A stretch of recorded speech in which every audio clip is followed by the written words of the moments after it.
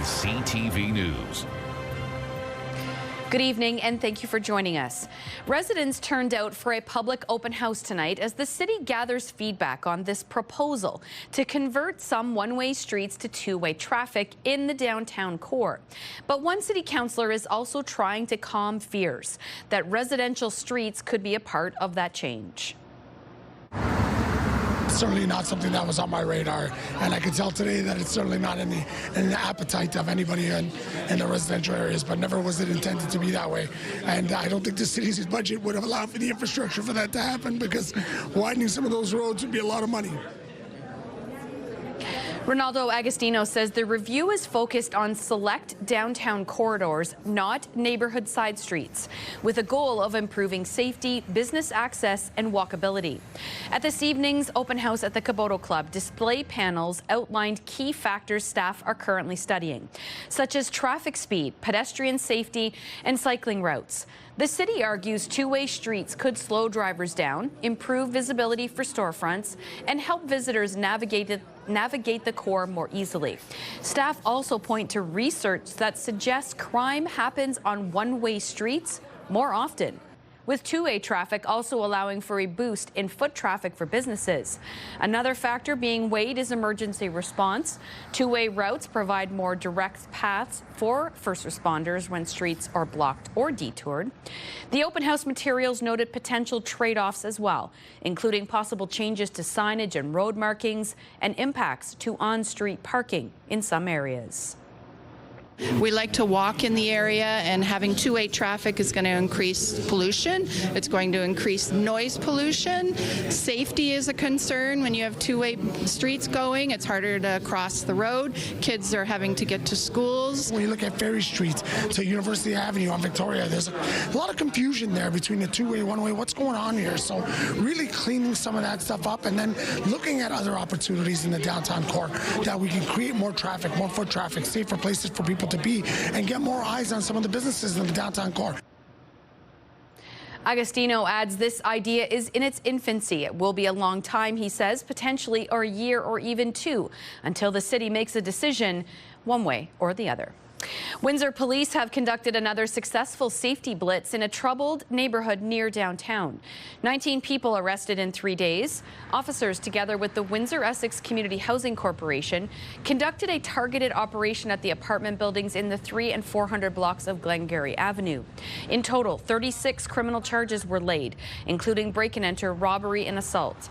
Investigators say the enforcement actions are part of an ongoing high-visibility strategy with local partners, aimed at reducing crime and supporting residents in the Glengarry Avenue neighborhood.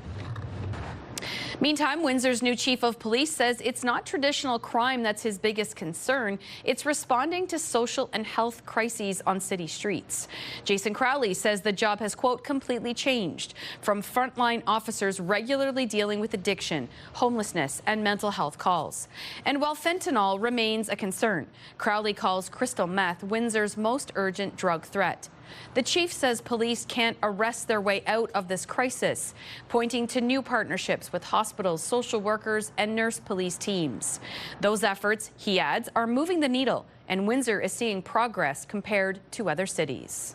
Crystal meth, I mean, it's full of chemicals that literally alter the brain, and this is not something that's easily fixed, because, you know, this isn't, you know, cocaine, or this isn't marijuana. This is hard chemical drugs that are altering people's chemistry in their brain. And how do you come back from that? It's very, very difficult. A warning from authorities tonight to delivery drivers. On November 20th, in a 2-hour span, suspects stole 2 vehicles on the city's West End. In both cases, suspects flagged down the drivers to receive the pizza, stealing the vehicle and then fleeing on foot. One of the vehicles have been recovered, heavily damaged following a collision. Meantime, new details tonight about that stolen cross from St. Anne's Church in Tecumseh. Officials at the Diocese of London tell CTV News St. Anne's acquired the historic cast iron cross in 1873. It was donated in 2018 to the Tecumseh Historical Museum. As we first reported yesterday, Essex County OPP are investigating after the cross was stolen sometime between November 6th and November 8th. Officials say due to the weight of the cross, it would require 2 individuals to move it. A similar incident happened at St. Peter's Cemetery in London.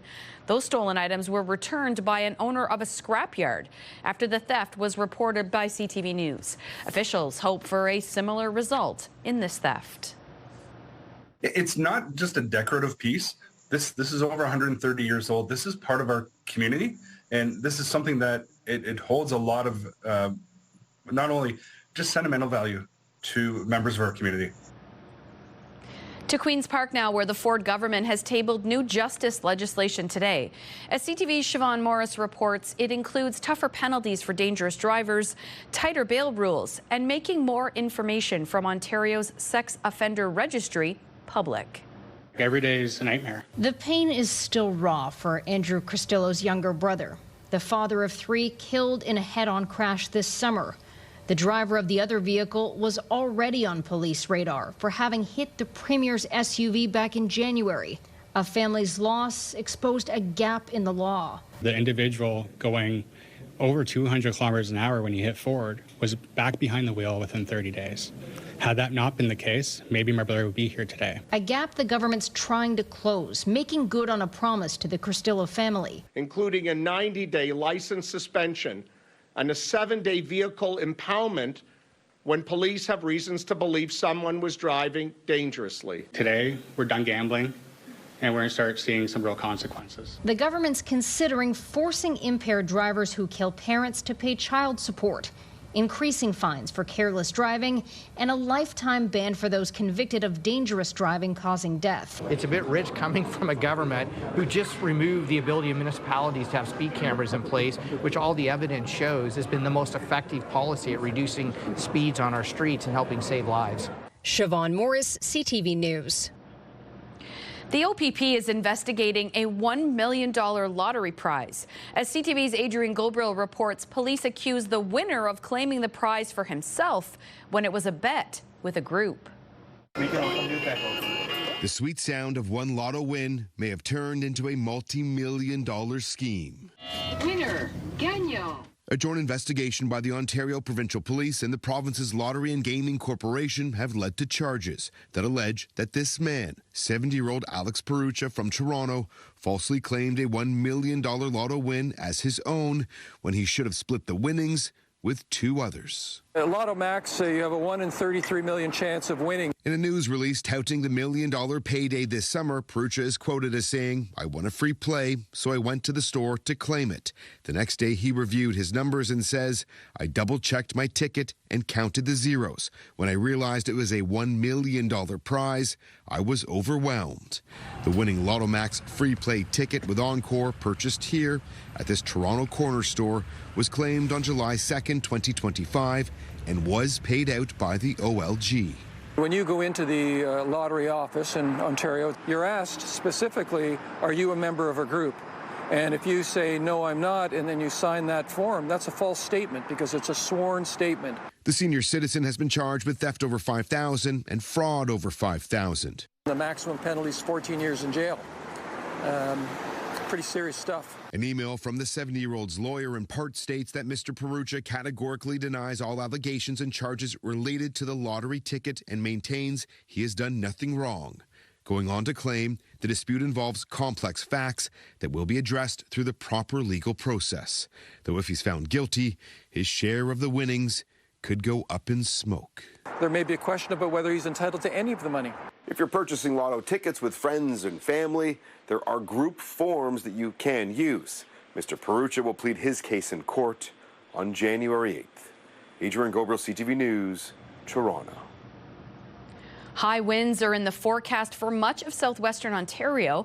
So much so, the forecasted weather has forced a change to the schedule for Peely Island residents. All sailings for tomorrow for the Peely Islander have now been cancelled. So CTV meteorologist Gary Archibald will join me with the details of those high winds in 2 minutes' time.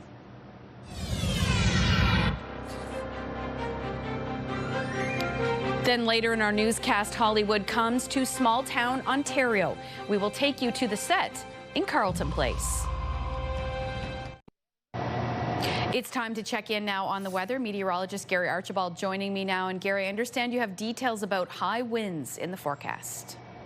You're right about that. Good evening, Michelle. Good evening, folks. We're talking about wind gusts out of the southwest. Tomorrow, midday through the afternoon, evening, could reach 70 to 80 kilometers per hour. The sustained winds could be in that 45 to 55 range. So we blanket this map in gray to show you the area that concerns us in extreme southwestern Ontario. All major arteries through the region could also see rain and flurries. We'll talk more about that in just a moment. Today was a mild day.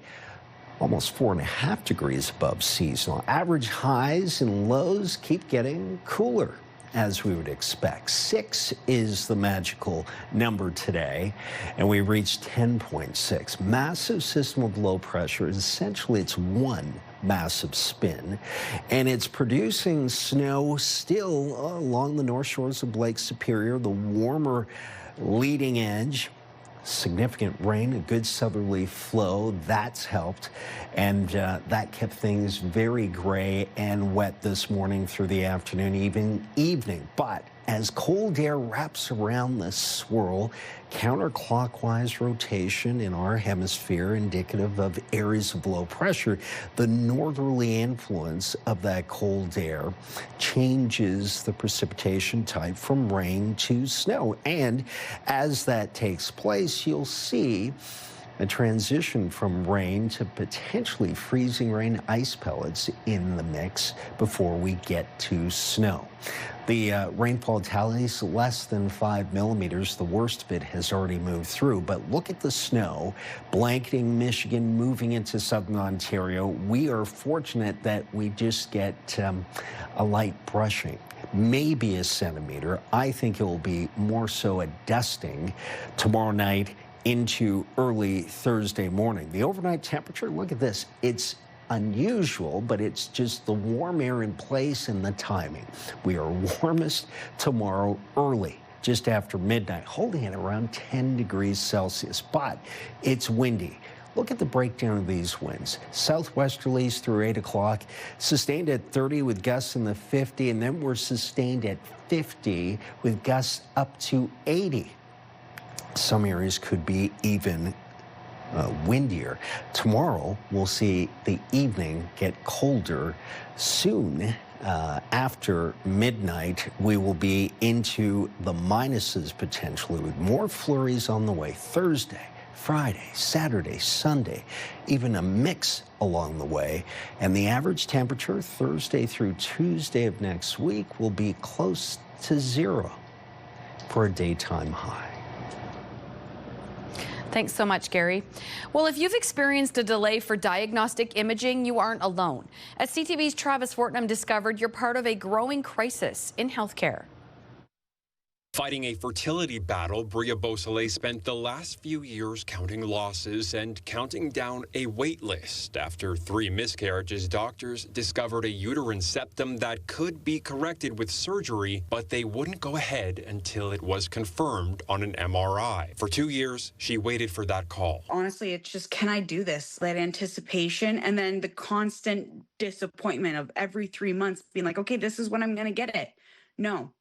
No, you're not. She's not alone. Non-urgent MRI and CT scans in Windsor, Essex now come with a months-long wait, sometimes a year or more. The hospital says it's a staffing problem. If people are looking to get them done in Windsor, there is some staffing issues for CT and MRI vacancies, which is impacting wait times. Nicole Krevionic is the Chief Nursing Executive and Vice President of Diagnostic Imaging at Windsor Regional. She says there are job openings, just not enough technologists to fill them. And community clinics are competing for the same pool of workers. If somebody came to me today, I'll hire them, right? Like I could, for sure, Sure, I could hire 5 X-ray techs and 5 ultrasound techs, but to be honest, I would hire more, right? Because what that would allow me to do is expand hours. Clear Medical Imaging is offering a $30,000 signing bonus. Windsor Regional up to $25,000. Even that, they say, is not always enough. We have a recruiting firm out of Toronto that's trying to recruit for us as well. Beyond that, we even got plugged in at the high school level because I don't know that students necessarily know the career opportunities that exist in medical imaging. You know, they're good paying jobs. Even myself, when I was looking to get into healthcare, this is not as well known of a job that's available for people. Krevionic says urgent cases are still done within provincial targets, but routine scans are backed up. And working with a family doctor on how a referral is flagged can make a difference. After 2 years of waiting here, Beausoleil went to Toronto for her MRI and finally got a path forward. Just that elation feeling of being like, okay, we're finally on to the next step. And it's just my goal of having my own child is getting closer and closer. She knows not every patient can travel and says staffing gaps here at home cost her time she can't get back. Travis Fortnum, CTV News. A farmers' advocacy group says it will be lobbying the federal government for a guaranteed annual income. The National Farmers Union is calling on Ottawa to set up a 10-year pilot project, which would see farmers receive an annual income of at least $50,000. The rate would also rise by inflation each year. The executive director of the union says a guaranteed income would help stabilize farmers' finances. Members are also calling for a cap on the profits of major grocery chains. Meantime, Meta is also lobbying Ottawa for new rules when it comes to who's responsible for online age verification measures. The company argues the App Store should verify users' ages instead of individual platforms. The change would put the burden of identifying underage users on companies like Apple and Google. Meta Canada wants the Liberal government to include the change in upcoming legislation that deals with online safety issues. Well, Black Friday is nearly upon us, but local retailers say the American tradition has turned into a week-long extravaganza of saving in Windsor. CTV's Chris Campbell has that story. Christmas is a month away, and if you've already noticed the crowds, you're not alone. We just want to check out for some deals before Christmas. I've done a bit, not very much. Same here, not much at all. Just looking now, definitely waiting till Black Friday for all the sales. Many shoppers across Canada say Black Friday has turned into Black November. I feel like companies don't even do Black Friday just on the Friday anymore. I've been getting emails for the last 2 weeks about things going on sale. Devonshire Mall says this year's crowds began building days ago, with stores rolling out discounts earlier and deeper than usual. Well, we're experiencing store-wide sales of up to 40-50% off.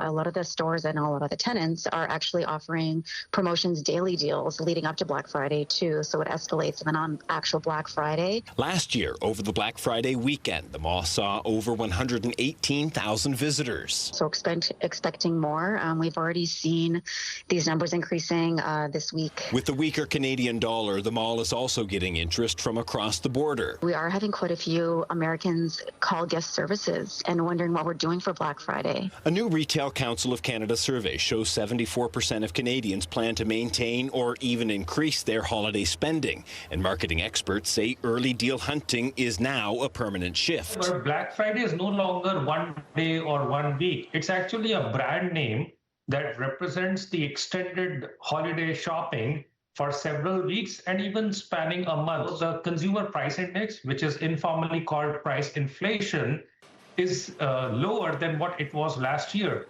which would be a pleasant news both economically as well as psychologically for Canadians. And it should spur greater spending, which will help the economy. And some of that spending is happening right here in Windsor. I like it. I think it's a good thing. I think it's good for the businesses, good for the economy. I think it's a good thing. Retailers expect the biggest crowds Friday morning and then again after school lets out as Windsor heads into one of the busiest shopping weekends of the year. Chris Campbell, CTV News.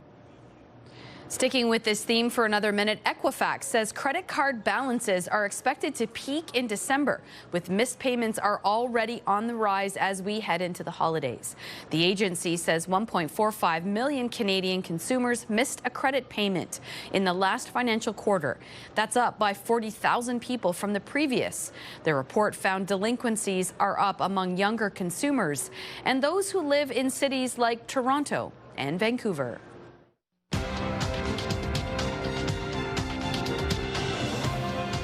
Canada's main stock index was up on strength in the industrial sector, while American markets were mixed.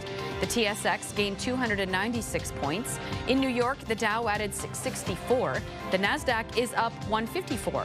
The Canadian dollar claimed a modest gain of 0.02 cents. On commodity markets, gold gained more than $46 an ounce. Oil fell 89 cents a barrel. Hands for a Cause is back for its 22nd year. Join us as we broadcast live from Devonshire Mall. We'll be collecting cash and non-perishable food items for the Society of St. Vincent de Paul. We need your help, generosity, and goodwill. Visit us online for more information.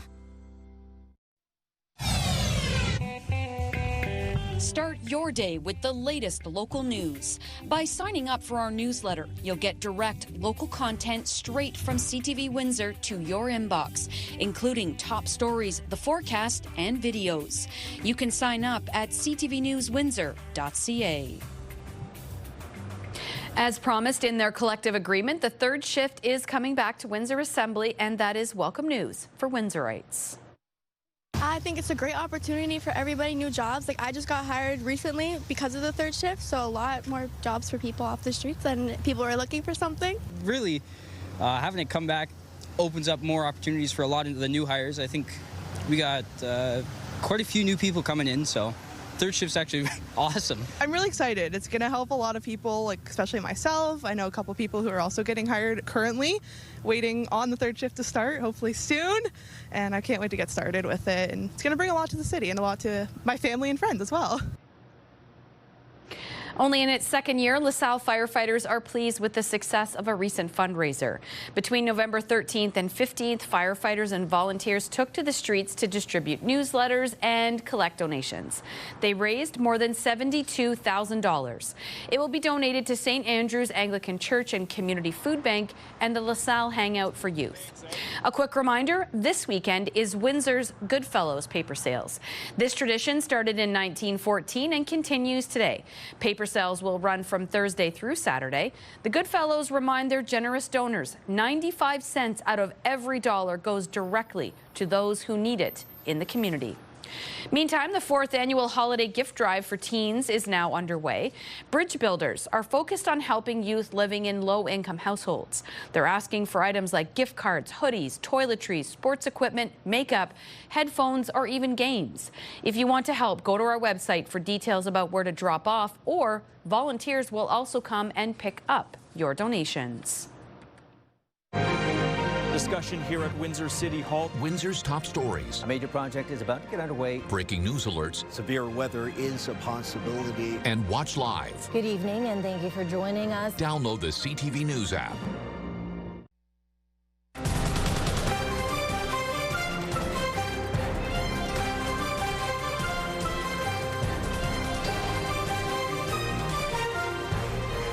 A Leamington man is celebrating a $100,000 encore win. Surat Keomachivong matched the last 6 of 7 encore numbers in the October 8th Lotto 649 draw. The 51-year-old says when he found out, he was so happy he started jumping. Keomachivong plans to pay some bills and save for his son's education. The winning ticket was purchased at the 7-Eleven on Erie Street South in Leamington. Meteorologist Gary Archibald joins me one last time with a look at the forecast. Hi, Gary. Hi, Michelle. We're still talking windy conditions tonight into tomorrow, even picking up more so through the afternoon. Early morning rain, then we'll see some flurries towards the afternoon, evening. Not a lot of activity in terms of the snowfall tallies. We're just not into significant bands, but we will see some flurries moving through southwestern Ontario. Look at the temperatures, highs and lows projected over the next 7 days. We're mild and above seasonal, and then cold and below seasonal Thursday through to Tuesday next week, with some days where the high is in the minuses. Frosty mornings, and watch out for some ice formations. Flurries on the way Thursday through to potentially Monday of next week. Enjoy your weather. Have a good night. Thanks, Gary. Same to you.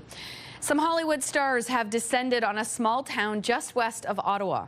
Michael Cera has selected Carleton Place as the filming location for his directorial debut. CTV's Dylan Dyson has the details. The front of Matt DeRoche's apartment in Carleton Place has become the scene of a new Hollywood movie. He told me Michael Cera and Pamela Anderson were going to be in it, and I was stoked. I was freaking stoked, man. It's Michael Cera's directorial debut, and he's picked downtown Carleton Place as a feature location for his film, Love Is Not the Answer. I spoke to him for like a few minutes, and he was like thanking me for letting me use my house, or letting him use my place, and I was like, dude, you don't have to thank me, man, anytime. I told him how much I love Superbad, and he loved that. It was awesome. The anticipated rom-com stars Pamela Anderson as her character learns that love may not be the solution to all of life's problems, and features big-name co-stars like Jamie Dornan. We've had more than a few movies shot here. We've had them shot at inside the town hall, in many of our businesses downtown, and a few homes around the area. So it's always neat to see your local hometown as part of these big movie productions, and this is one of the bigger ones for sure. The chance to catch a glimpse of the stars drawing big crowds in the small town. It's fun to see somebody that you've seen in other movies, and yeah, so between Pamela Anderson and Michael Cera, it's kind of cool. We haven't seen a lot. We think we saw Pamela Anderson cross the street. Oh, I love watching all the background stuff, watching the background actors, but we're really hoping to see Pamela Anderson or Jamie Dornan. Pretty cool. Hollywood's in Carleton Place, so looking for the big actors. This isn't the first and likely won't be the last big screen movie filmed in the Ottawa Valley, which is becoming a hot spot for Hollywood's elite. There was another movie filmed here too. It was Fat Man, and Mel Gibson was in it, and I got to watch them film up the street too. I didn't get to meet him though, but I was excited for that to come out. When it came out, sure enough, my building and my bedroom window was in the movie. Dylan Dyson, CTV News, Carleton Place. That's all the time we have for now. Thank you so much for watching and supporting local news. I'll see you right back here tomorrow night at 11. Good night.